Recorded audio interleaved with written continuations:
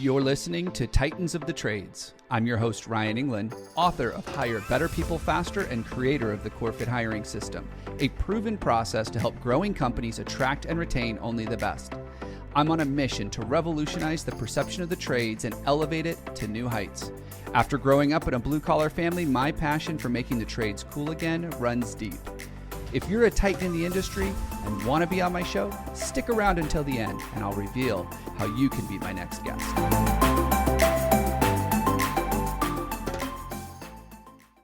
Welcome back to another episode. I'm your host, Ryan Englin, and this is Titans of the Trades. Well, today's Titan is someone I've known for a couple of years. He started a steel erection company decades ago, and it has become one of the most premier erectors in his area.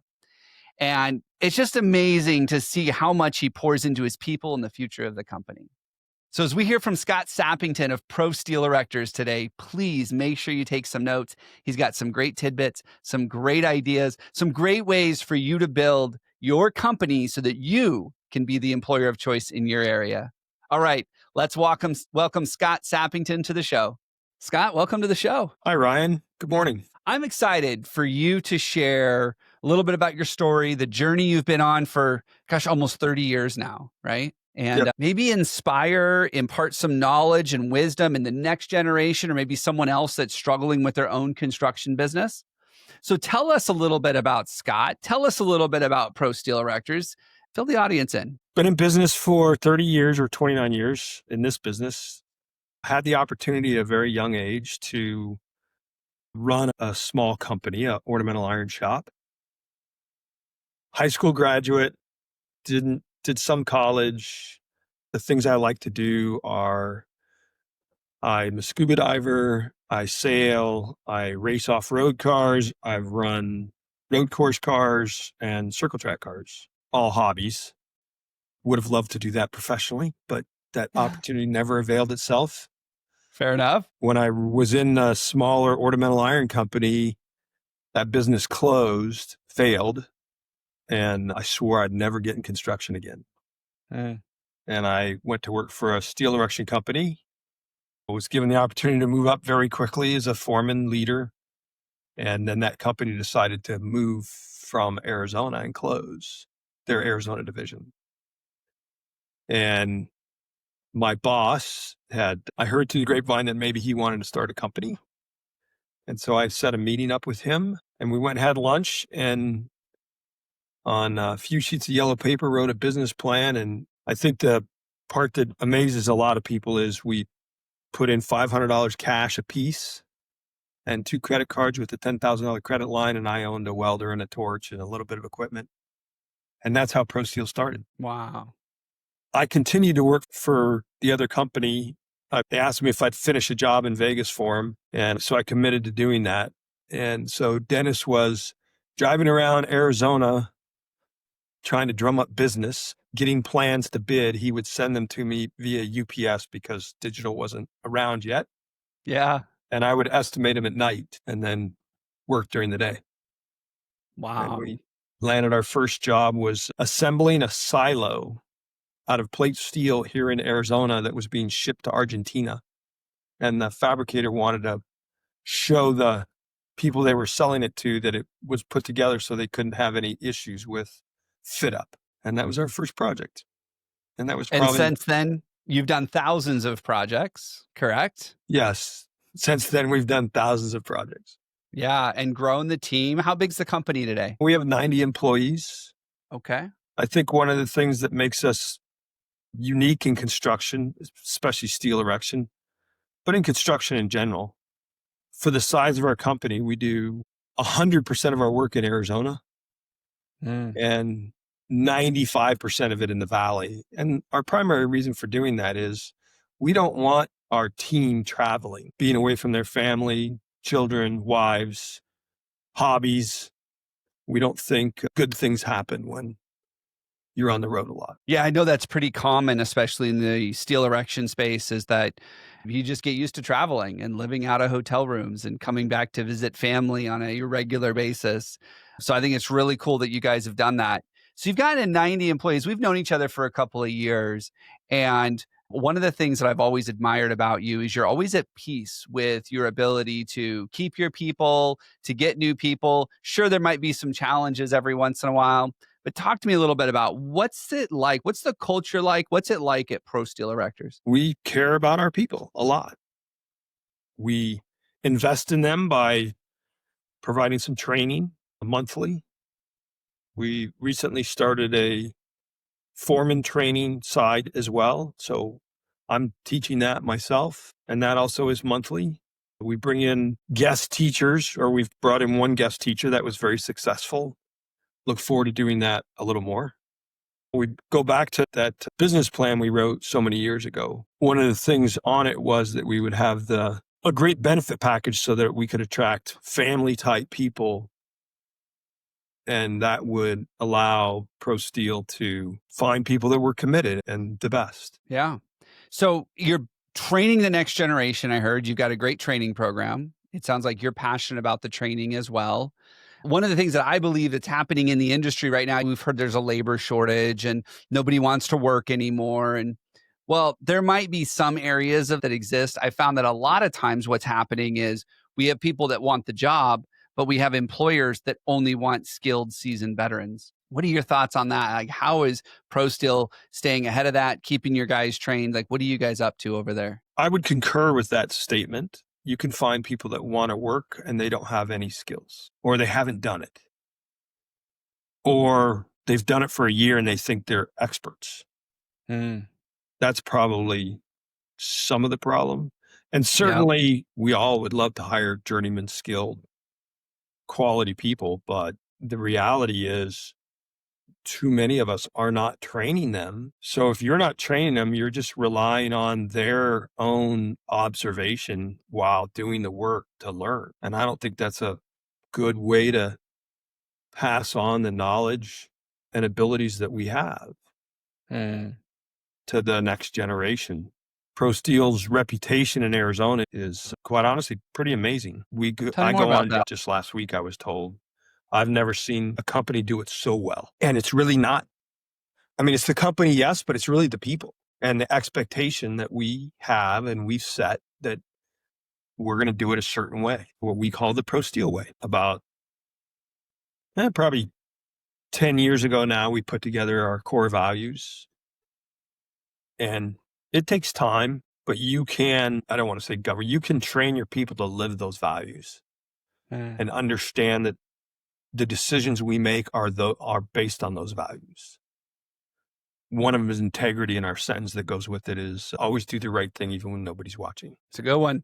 And that's in our industry where safety is certainly at the forefront of almost every contractor out there. And yet we call iron heads can be stubborn, and holding them to that standard. Like we're not going to be okay with you not tying off.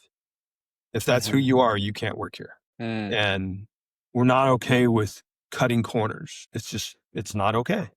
And so living those values and teaching those values and holding people accountable to those values, it becomes a different conversation. You get to take all the emotions out of a conversation with an employee if they're not living up to those values. How do you encourage your leaders, your field leaders, when they see someone not living up to those values? How do you encourage or equip those leaders to have those conversations? Because I find that one of the biggest challenges in especially construction is that we feel like if we have a tough conversation with someone, they're going to quit. And if they quit, then I'm going to be short people.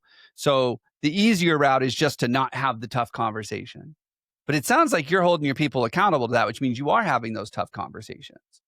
So how do you equip or how do you train your field leaders to have those conversations? I'd like to say there's a magic wand you wave, but I don't think there is. There's no magic wand. I haven't seen it. I think the way you train and equip them is you have to live that too.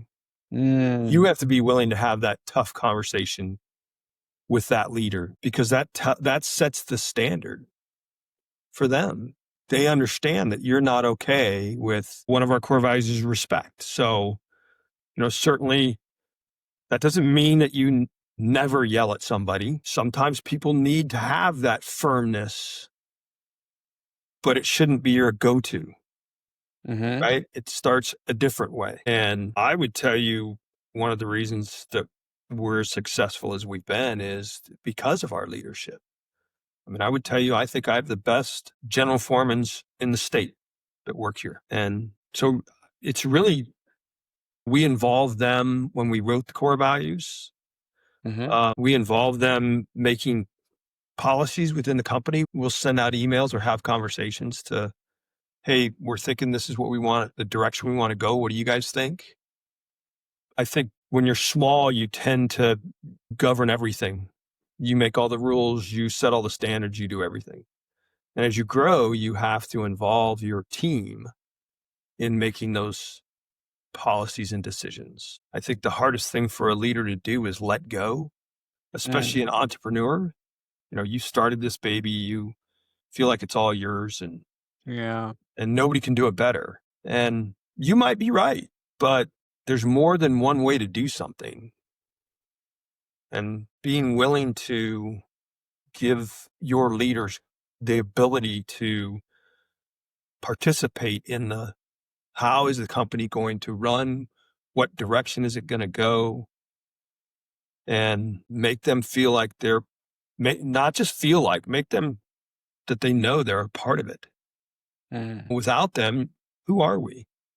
I mean, if I don't have those 10 guys out there, who are we? You know, we're not much. Yeah. I love what you said that to start off with this, to go back to how do you equip or how do you train them? And it's lead by example. Right? Like I truly believe my pastor told me this one time. He said, values are caught, not taught. In other words, and he was talking about kids. And I think sometimes we can use that analogy at work. Sometimes it feels like we got a bunch of children working for us. But if you want them to get the values and live them and be the example for the next group or for their team, they have to demonstrate it. And just like parents can teach all they want the values to their kids, if their kids see mom and dad doing something completely different than what they're telling them, it's going to be really tough to reconcile that. And so I love that idea of you've got to be willing to have the tough talks. You have to be willing to have integrity. You have to be willing to show respect. You have to be willing as the leader to do those things. And then as your people see you doing it, they'll catch on and go, okay, now I know how to do that with the other people because someone did it with me. Did I hear that right? Yeah, no, you hit it dead on. I have 3 children and 6 grandchildren, and I would agree with your pastor.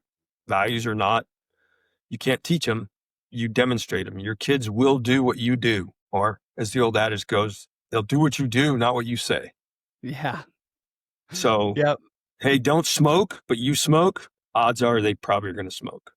Yeah. As you grow, you have to be comfortable with not getting upset when Mm. somebody screws up and operate at a different level. That we're not going to scream, yell, pound our feet. You're going to operate in a calm fashion and take the opportunity to coach, teach, allow them to grow and maybe even figure out their own faults. Several years ago, I may seem trivial, but I kind of internally, I said, if it's not going to cost me more than $5,000, I'm going to let somebody do whatever it is they want to do from a Mm. how to do something perspective or buying a piece of equipment and that's worked pretty well for me. It's given me the opportunity to let somebody fail and then go to them and ask them how things went, what did they think, etc. What did you learn? Is there a better way? Could you have Mm. done it better? And what is the better way? I took a class that I wish I could verbatim what the professor said. And I think it was a project management course, 6 sessions through ABA. But his example was, Ryan, you have a kid and I have a kid. And I want my kid to go to college. And you're my employee and you want your kid to go to college. But I'm going to come to you and say, hey, I need you to make sure my kid goes to college. And you're not really going to push for that because you want your kid to go to college. Well, transfer that to an idea. Mm. Hey, this is my idea. I want you to do it this way. Exactly. Mhm. And you're like, wait a minute, I have an idea though. And you're not Mhm. let me do it my way. You're going to fight for your way a whole lot harder than you're going to fight for my way. So involving your people in the hows and coming up with the plan and not just ramrodding it down their throat is also a way. You have to learn to give up control, which I think, again, entrepreneurs are control freaks. They are. And that's something that is not easy to do, but that's part of the ownership, the owner growing and letting go. Yeah. So you said that you have the best leaders. Like, you were gushing about your team for a minute. I want to know, where do you think that comes from? Like, how did you create that? I know there are people listening right now going, I want the best leaders and I don't have great leaders on my team. But I believe, as I think you alluded to, having great leaders comes from the owner letting go, comes from the owner letting them make their mistakes, comes from the owner letting them participate with their ideas, not your ideas. I found this out a long time ago when I first had kids, is that my kids like their ideas way more than they like mine. Which is what you just said, right? Like, and I use a lot of kid examples, but I'll tell you, when it comes to building a team, I found that there's pretty close correlation there. Like, the way we talk to our kids, the way we coach our kids and mentor our kids, very similar in the workplace. But what do you think you've done? I know you're a humble guy, and so this might be tough, but what are some tips? But what's one thing our listeners could do to have that better team so that they could talk about them the way you talk about your team? Treat them like their family, not just be interested in, not just work. How's life? What can we do to help?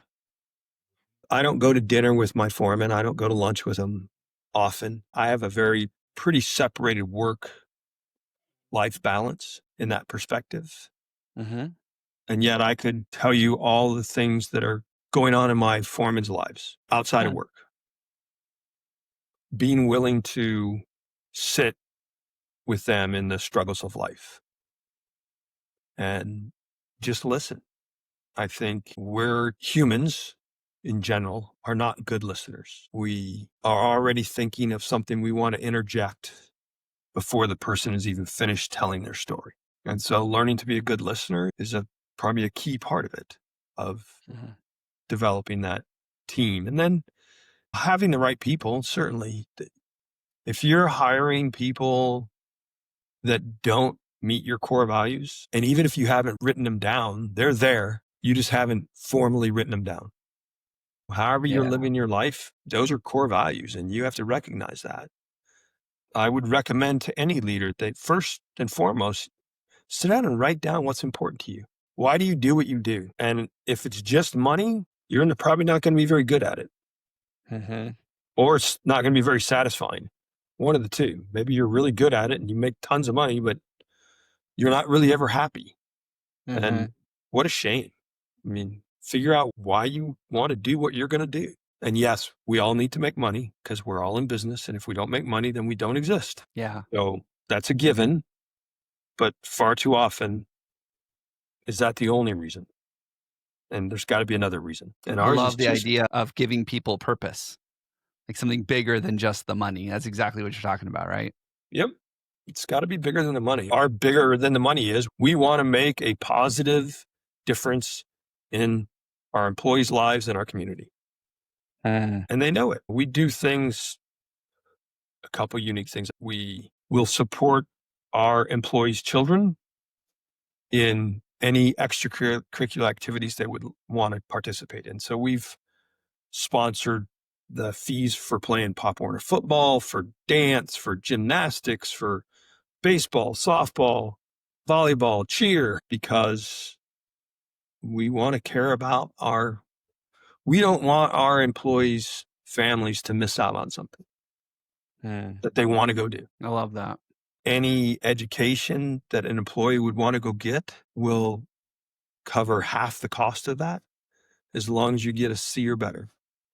So if you want to go back to college and study a night school or take a blueprint reading class because you want to learn to grow, we've trained a couple crane operators. Just how do we make a positive difference in the people we get to be involved with? We have a circle of influence, and we want that to be a positive circle of influence. And it sounds like that investment in the families and the individual's growth and everything is a little bit bigger than just the paycheck for you. That's a little bit aligned to your purpose. I know we've talked in the past about how much you care about your people and how much you invest in your people. And I think this is just those ideas showing up in action, making sure that people know that it's not just lip service, that you're actually doing it, that you want to be there to support them in both their families, but also in their career. If they want to grow and if they want to do something else, you're responsible, or you're in charge of all the training that happens over there, from what I can see. And I know training is important to you. And so what I'm hearing is, if you are struggling right now in the industry, invest in your people, not just in the things that are going to get you an ROI, but invest in the things that are important to them, their family, their education, their skill sets, the things that they really want. Invest in those things. Be there for them. Make sure that they have time to go spend time with their family, because that's important to them. Be there for the things that are important to them. Did I catch that right? I use a phrase, we work to live, we don't live to work. And I use it often. Construction is unique. We have jobs that they want us to work 6 10s because I don't know. The owner wants to spend a lot of money for some reason, wants a building faster than a normal work week. And we have a policy that we won't do that. Best you're going to get out of us is 4 10s and 2 8s, and that's pushing it. And it's really why do we work? Back in the way long ago, we traded our goods for other people's goods.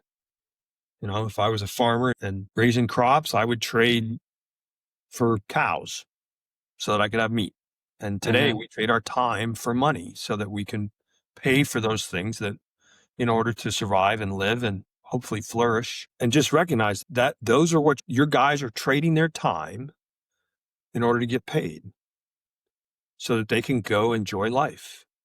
And we need to know that. And we need to stick to our guns. There was a job here not long ago that they were working 7 10s, double shifts. And they asked if we would come to work on that job. And I went, nope, not interested, not even the slightest little bit. But we'll pay you lots of money. I don't care. You couldn't pay me enough money. It wouldn't matter. What kind of life do you have if that's what you're doing? That's so great. Putting their lives, being empathetic enough to understand what it is that they would go through if you put them in that situation or not putting them in that situation. That's what I love about talking to you, Scott, and why I wanted to share your story, because even though you're a construction guy, you're a steel erector at heart. Like, your heart just bleeds for your people. And I can just tell how much you adore them and care for them. And it shows up. And it's why you have the best leaders in the industry. It's why you're 90 people strong. It's why people love coming to work for you. It just all adds up. And I love that you've been able to just stick with your guns over these last 29, almost 30 years to make this happen. And now I think you've got some family in the business that's going to be the next generation. And there's just so many things that you've got going on that just speak to that you're a people first company. It's about your people. It's so great. Will you go back to the statement? Who exactly are you without your people? Can you go put up a building by yourself? Well, I tried it once. It's very slow. I bet. Very, very slow. We can't do this alone. And for the guy or company who's like, yeah, man, but I invested in this guy and he quit and left. And I have 3 competitors and they all are ex-employees of Pro Steel. They all went and started their own company. And I applaud them. Like, good for you. I applaud you for wanting to start your own company. And if you need help or are struggling, give me a call. I'll do what I can do. That's fantastic. And many of those guys do work for us because we're busy enough that we can't do all our own work. So we hire other subs to assist. And all of them have worked for us or are working for us. That's great. I mean, that's transformative for the industry to know that you're there to give them the skills and the tools that they need to not only go be successful while working at Pro Steel, but if they want to go work on their own and be successful. And you still partner with them, you still bring them in on jobs. I imagine a lot of them still look up to you as a mentor, as someone who they learned a ton from. Scott, this has been fantastic. How do people learn more about Pro Steel Erectors if they want to get in touch with you or just see what you're up to? Well, you can go to our website. It's prosteelerectors.net. And we also have a Facebook page. We also have an Instagram page too.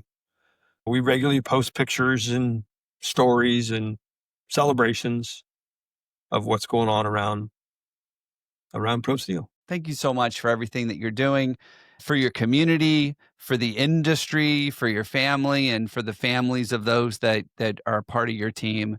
It's been great just to hear you talk about them. And I know that you're going to continue to do this, and you've already instilled these values into the next generation coming up. So just thank you for all that you do. Oh, but we can do so much more. Spoken like a true perfectionist right there. I love it. Thanks, Scott. All right. Thank you.